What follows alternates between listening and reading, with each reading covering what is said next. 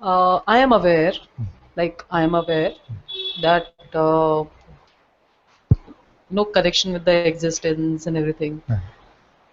But still, why is it that I have to still like, in life, in materialistic life, I still have liking and dislikings, and why so? Something is happening I won't like. I should connect it to the existence because maybe the again belief is there that through existence it is coming to me. But then I should accept. But then why dislike or like all such Yeah. things?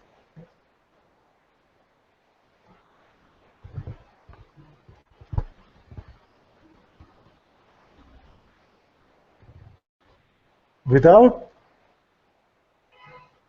being Shweta, Shweta, no? Without being Shweta, hmm, without existing as a person, can you have a like or dislike? I understand what you're saying, but then somehow I have to come back to this body, right? Somehow I have to be in this body Okay, to get where in connected the to body this. are you? As in this Shweta, what you call? I mean, if I have to say, I would say that okay, I'm calling this body as Shweta, but my Ah, soul and my consciousness and my awareness is connected to the existence. ah. Okay, so But then I have to come back to this body to get related to, and why so?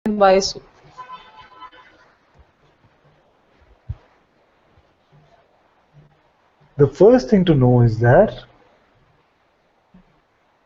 this body is quite innocent actually. Huh? It's not the body, what is doing? It's just sitting over there innocently. Poor thing, get isn't it? So, is the body concerned relationship? Body as such is not concerned. Body is not concerned. Yes. Is the body concerned about how much money in the bank account? No, no, no. Body is not concerned. Body is not Yes. concerned. Yeah. So, so the body we've seen is just one simple innocent. We are looking for is this one who like Ananta is a concept we have about Ananta. I don't like Ananta is a concept we have about. You see? So if it is not the body who can like or dislike the appearance of another body, the body is not concerned. No? Right, right, Who is that one that is concerned? And I'll right. That sweeten the deal for you. uh, if you show me this one, you can win $1,000. no, I agree. There's nobody as in. I You mean, agree? Why? Because he has told you, or no. Like if I see, there's no one actually. As in, no when one you has. check, you find no one. Yes. Okay. So still, why? Why does this exist? This is good. So, upon the recognition, also, if you find that there is nobody here, then why is it that I still seem to operate in this way? That's the Right, question, right, isn't it? right. Now, what is it that is trying to convince you that there is a person here with likes and dislikes? That I don't know. Huh? That is only one, and it's a voice. It's the voice of the mind. You see? Because every thought is reliant on the presumption that you are separate from the rest of this. You see? No thought is speaking to you as if you are consciousness. You see, even the thought which says I am God is speaking from a tone of specialness. You see, now I have attained God or something like that. And the same thought will tell you tomorrow that you are worthless, useless. You see? So this one, who is this one representing? You see, it says, "Oh, this one is not so nice. Oh, this one is nice. I want to be with him. I want to be with her." You see, this voice we can all hear, isn't it? The energy construct called thoughts. Who are they representing? Thoughts are mine, so I Uh, mean they're coming out of my mind. So we already said that this me, I cannot find this body I found, atoms and molecules. You see? So another form of energy is this thought, which is saying this is what you must do. Eventually you have to go back in the real world. You see, all this satsang stuff is fine, but what about the real world? It says these things, isn't it? So, so this one, who is the client? It is the lawyer saying objection, objection, objection to everything that is appearing. But who is the client?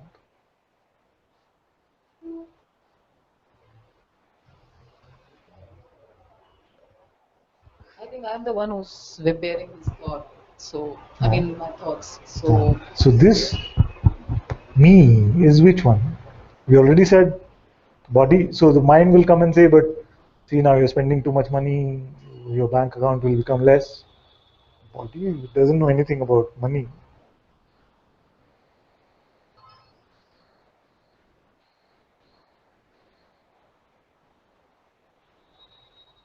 then how is it happening? This is good. So to see that this one, this voice without a client is the first step. I cannot find that one that I am always representing. You see, this is the Leela. Huh?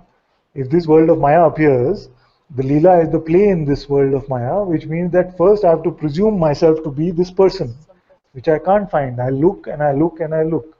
You see? I can't find this person. Now, what happens? We find that there are these two forces. One is the force of attention, and second is the force of belief.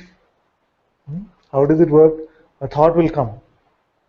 The thought could say, I'm really enjoying this satsang, which is a rare thought. But suppose this was a thought, I'm being nice today to myself. So the thought comes, I'm really enjoying this satsang. You see, if your attention didn't go to it, then it would not even appear, it would just gone.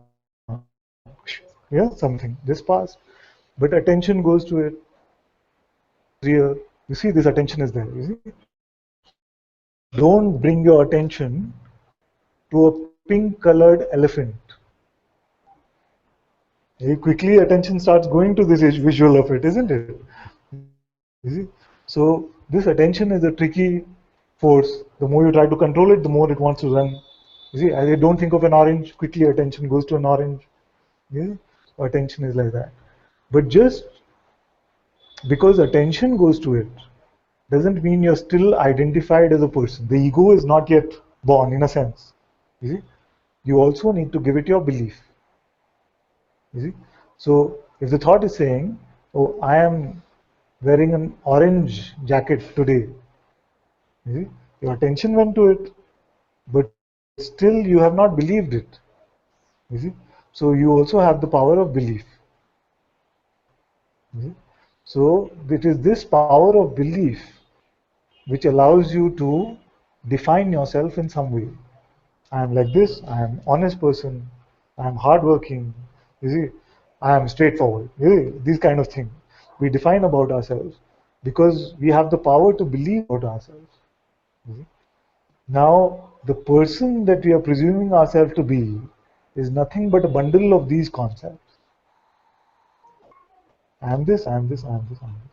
You see? It is only our power of belief which allows us to append attributes, and don't worry, if it makes sense, we'll go over some of this, to append attributes to the pure presence I am and make it I am this or I am that. So as we find that we look for the one that the thoughts are representing, we find that there is nobody here. More and more our beliefs in these thoughts start to reduce. Then as you hear this, the thought will come and say, but what will happen to your life? It will become a mess. Who will do your work? Who will pay your bills? Comes like this, isn't it? Now, this is reliant on the presumption. This is dependent on the idea that this one who I cannot even find has been running my life so far. Instead of the simple seeing the one that is moving the planets, that is beating this heart, that is pumping the blood, that is breathing this breath, that one must be doing all of this anyway. You see, he can do all of this, he can move trillions of planets, but my bills he cannot pay. My master says, this is the idea. But who is doing all of this? No, that's fine. We looked, isn't it? So, as we coming more and more to the seeing of what we are, our reliance on this non-existent ego is dropping. Our belief in this is dropping. So, to come to the end of suffering is this simple pointing, don't believe your next thought. You cannot suffer unless you believe a thought.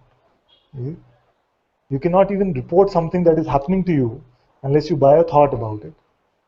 So belief has been invested a lot in our favorite, most juicy attributes.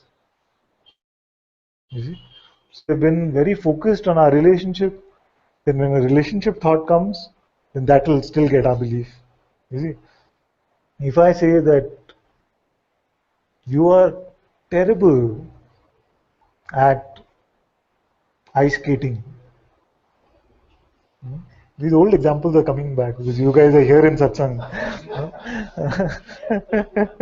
Yeah.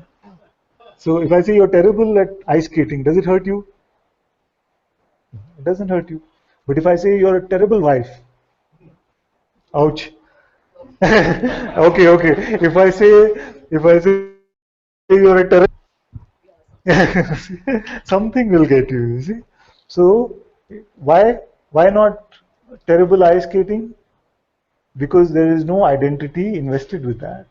Now, if you had invested your identity in being an Olympic level ice skater and somebody came and told you that you're a terrible ice skater, then it would hurt. You see? So it is that which we have believed so much in the past, you see, that which we have attachment to the concepts, when those are attacked or those are countered, then it can seem like something is hurt. You see? But we ourselves said, I don't find the person here, so who is the mother? Who is the mother? It's just an idea that has been given belief, and therefore it becomes the sense of identity around this concept. You see? So, then what is this that we call liberation? You see? That is the root of the question, I feel. When I ask you this now, or who are you, I feel that very simply now you can come to the recognition of who you are. You see? So does that mean that in the simple recognition I can say all of you are liberated? I can actually. But in the appearance of this play, there is also this sense that the appearance of those which we call the sages are not believing what the thoughts are saying about themselves. It doesn't change anything fundamental about what you are, because you are that only. But in this worldly appearance of the play, different sort of traits are being exhibited, and in the sages, the trait of laughing at every thought is being exhibited, because it just becomes as if a comedian is sitting inside the head. You see, that which you are taking so seriously now starts sounding like a joke. You see, voice which is convincing you that you're a person, isn't it? Where are we?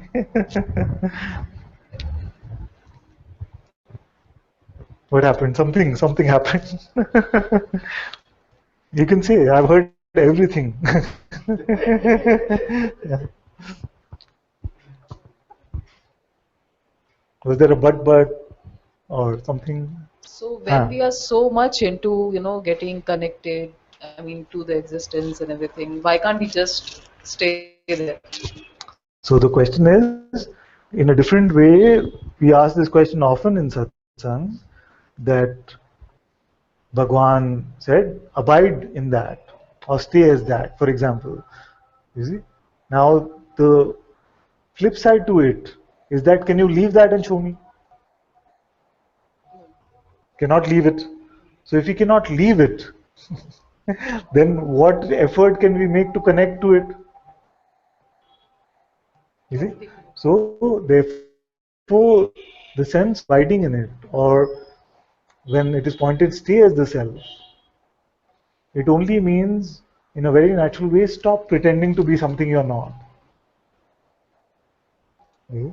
So there is no staying. Awareness doesn't have to stay as awareness. It is just awareness.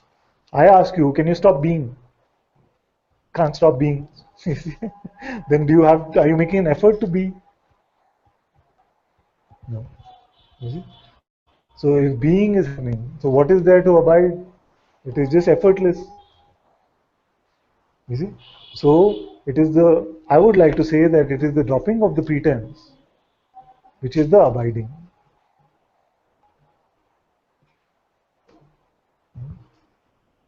So we need to find the pretense now. You don't have to find. The mind will offer you pretense every moment. It will give you something. You see? And as more and more you're coming to the recognition of who you are, you will find that even this urge to believe the mind will reduce. You see?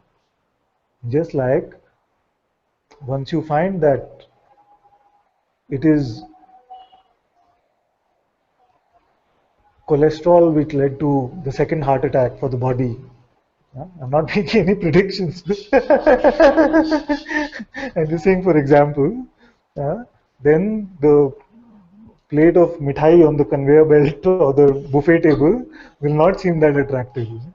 So the more we have come to the recognition of who we are, then when the mind is saying, but she's so mean to you, or he's behaving like this with me, who are you talking about? You don't believe them naturally. So naturally the sense of belief in the false is dropping as the recognition of the true is arising. You see? Then you'll find that there is no effort needed to stay as the truth. The truth is always staying. It is the power of pretending to be the false which is dropping.